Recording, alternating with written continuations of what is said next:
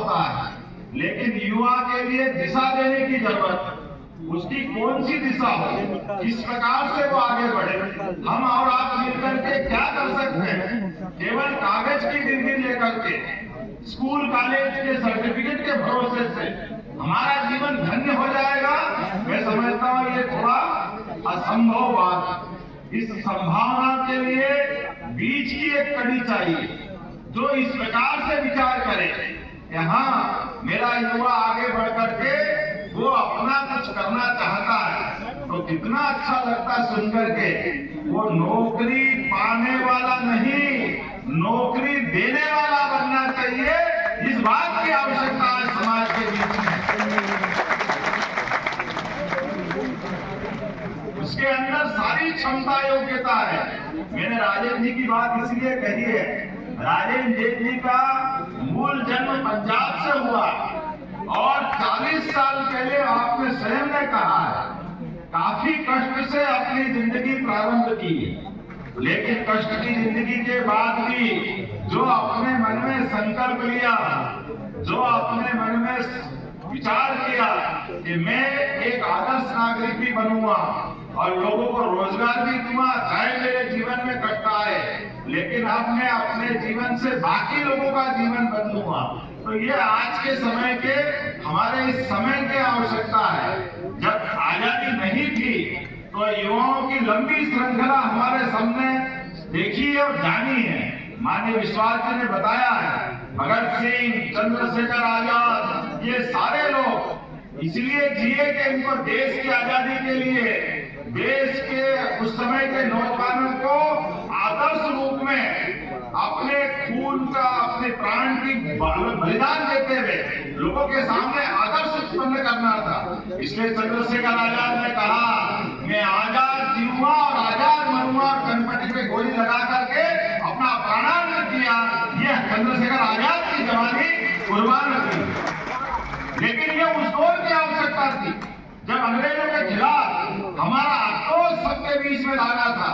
जलियांवाला कांड जिस general Dyer ने किया, निरपराध लोगों को, लाखों लोगों को सामने खड़ा होकर के निहत्थे लोगों पर गोली चला चला करके उनको बचने का मौका भी नहीं दिया और सबको अपनी गोलियों से मारने का जो पाप जनरल डायर ने किया, हमें गर्व है। हमारा एक युवा साथी मदन लाल ढींगरा जो यहाँ से 7 समंदर पार उस समय 6 महीने समुद्र की यात्रा करते हुए 14 साल की उम्र में पढ़ाई के बहाने लंका इंग्लैंड गए और इंग्लैंड जाकर के अपनी गोली से जनरल डायर की हिसाब चुकता करके देश को घोरान्वित किया।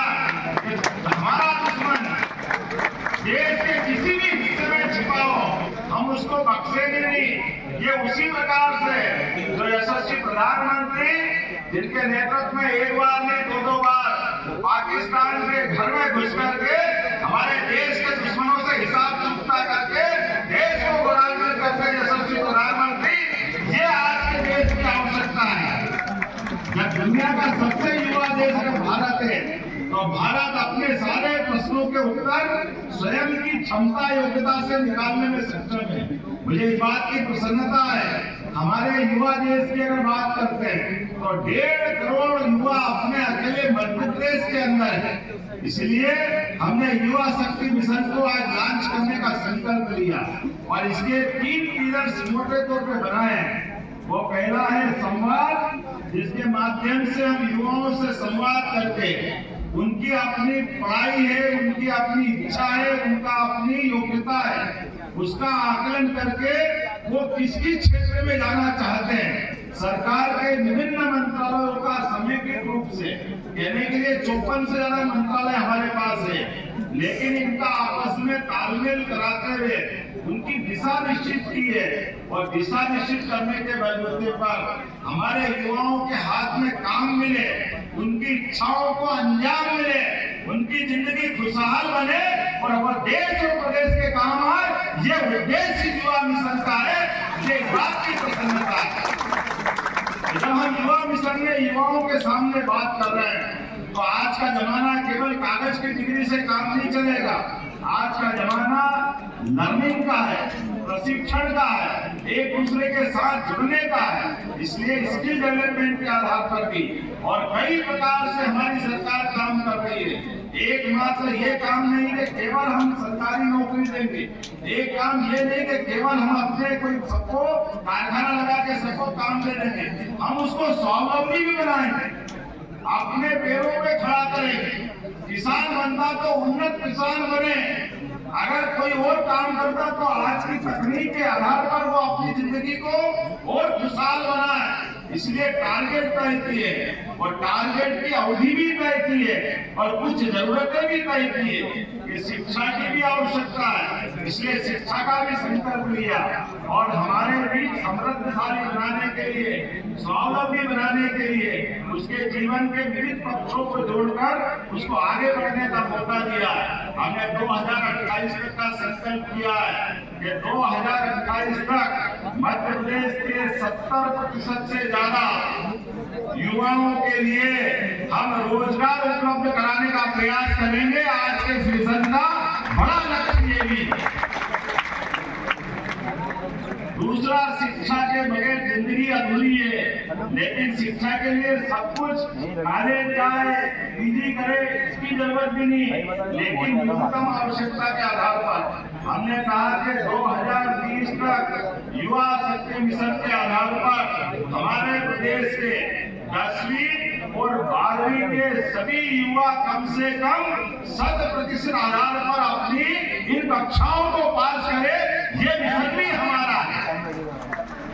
जब शिक्षा की बात कर रहे हैं तो इस बात के लिए हमको जानना पड़ेगा कि कॉलेज की शिक्षा के पहले भी जीवन में बहुत सारे दरवाजे हैं। मैं बड़े बड़े कई सारे नाम देख सकता हूँ और आप भी ध्यान दो, जिन्होंने कोई जरूरी नहीं कि वो ग्रेजुएशन पोस्ट ग्रेजुएशन तक गए, बीच के रास्ते में ही अपने जीवन की धारा कहीं और मोड़ी।